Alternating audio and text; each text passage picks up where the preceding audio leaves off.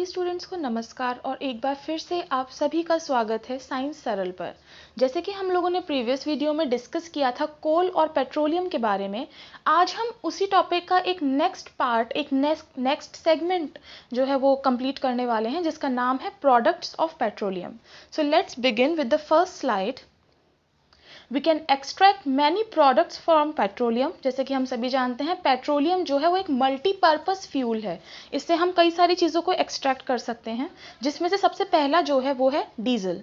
So we can say that diesel is common and cheap product of petroleum.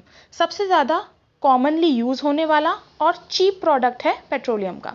उसके बाद the quality is measured by C10 number.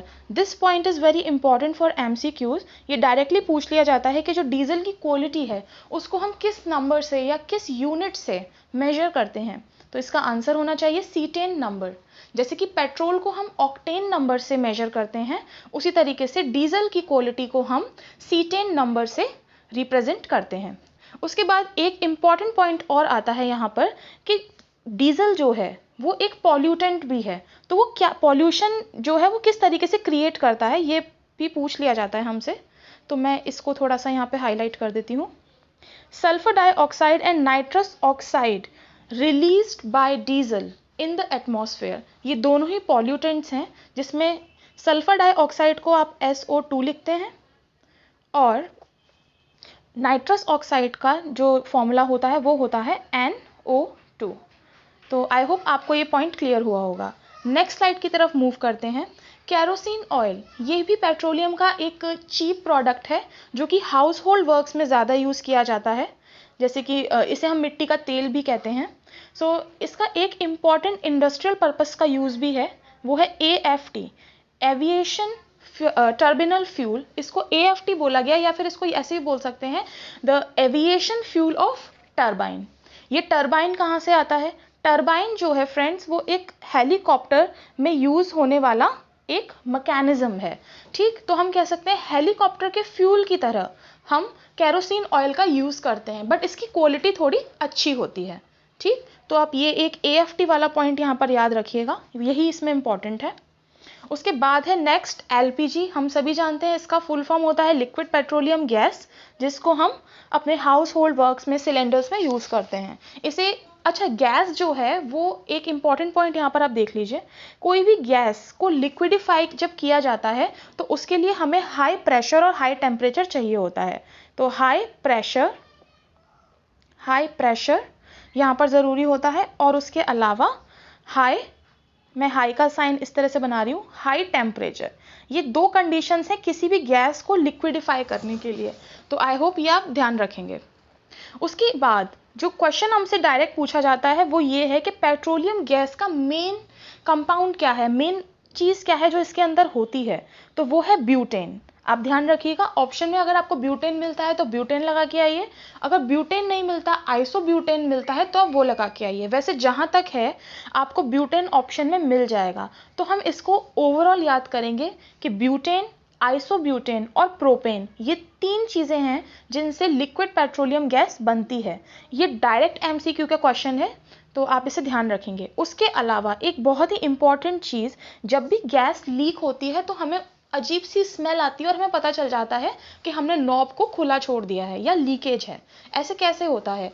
तो petroleum gas में हमेशा हम एक compound मिलाते हैं, एक बैड स्मेलिंग कंपाउंड मिलाते हैं जो इंडिकेट करता है लीकेज को, जिसका नाम है इथाइल मरकैप्टेन। इसको आप इस तरह याद रख सकते हैं कि स्मेल इतनी ख़राब थी कि मर गया कैप्टन मर गया।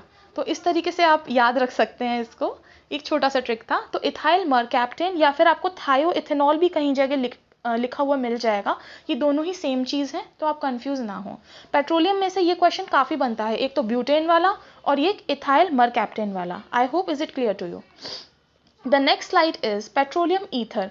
इसके बारे में हमें ज़्यादा जानना नहीं है, बट हमको क्वेश्चन में ये पूछ लिया जाता है कि कौन कौन से प्रोडक्ट्स हैं जो कि ड्राई क्लीनिंग में यूज़ होते हैं। तो अगर उनमें से कोई ऑप्शन आपको पेट्रोलियम ईथर दे रखा हो तो आप लगा के आएंगे। उसके बाद है ल्यूब्रिकेंट्स। देखिए ल्यूब्रिकेंट्स का मतलब होता है ग्रीसिंग सब्सटेंसेस जो कि फ्रिक्शन को रिड्यूस करते हैं।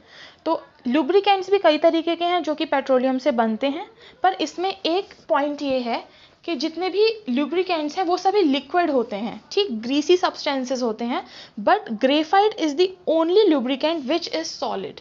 तो ये एक एक्सेप्शन केस है, इसे आप थोड़ा ध्यान रखें। Our next slide is paraffin wax. आप सभी जानते होंगे कैंडल्स और कॉस्मेटिक्स में लगने वाला जो मोम है वो भी हम पेट्रोलियम से ड्राइव करते हैं। उसके अलावा एक इम्पॉर्टेंट चीज़ वो है कोलटार। तो कोलटार के बारे में सबसे पहला जो क्वेश्चन आ जाता है वो ये आ जाता है कि इसे एसफॉल्ट भी कहते हैं। तो कई बार एग्जामिनर एमसीक्यूज में कोलटार ना देकर एसफॉल्ट दे देता है, जिसकी वजह से काफ़ी सारे स्टूडेंट्स कंफ्यूज हो जाते हैं। तो एसफॉल्ट नाम आप याद रखेंगे कोलटार का। उसके अलावा ये रोड के कंस्ट्रक्शंस में यूज़ होता है, हम सभी जानते हैं। और इसके अलावा ये नैप्थलीन बॉल्स के कंस्ट्रक्शन में भी यूज़ किया जाता है। नैप्थलीन बॉल्स वही बॉल्स हैं जिन्हें आप ऊनी कपड़ों में लगा कर रखते हैं, ठीक है, सर्दियों में।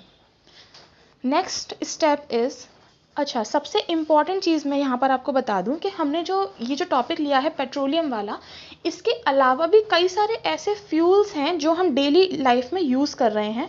तो एक छोटी सी स्लाइड मैंने उनकी भी बना दी है आपके लिए, ताकि आपके जो एमसीक्यूज़ हैं अगर फ्यूल से आते हैं तो वो छूटे नहीं। तो कंप्रेस्ड नेचुरल गैस सीएनजी, आप जानते हैं कई सारे ऑटोज़ और व्हीकल्स आजकल सीएनजी से चल रहे हैं। इसका जो मेन कॉन्स्टिट्यूएंट है वो पूछ लेते हैं तो वो मीथेन है।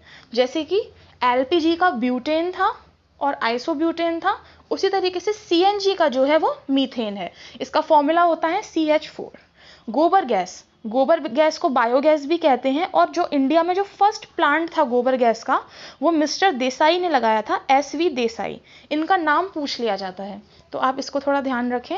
और इसका भी जो मेन कॉन्स्टिट्यूएंट है वो मीथेन है, बट ये सीएनजी से अलग क्यों है, क्योंकि इसके अंदर CO2 भी एडेड है, ठीक। तो मीथेन और CO2 जो है वो गोबर गैस प्लांट से निकलते हैं। उसके अलावा मीथेन के बारे में कई सारे क्वेश्चंस आ जाते हैं, तो हम मीथेन को देख लेते हैं। मीथेन सबसे इंपॉर्टेंट चीज़ एक ग्रीन हाउस गैस है, ठीक। ग्रीन हाउस गैसेस के बारे में कई सारे क्वेश्चंस पूछ लिए जाते हैं।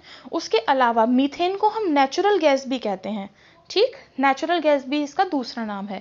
और एक मोस्ट इम्पॉर्टेंट क्वेश्चन जो कई बार पूछा गया है वो ये कि धान के खेतों से यानी कि पैडी फील्ड से कौन सी गैस निकलती है, तो उसका आंसर भी मीथेन हो जाएगा।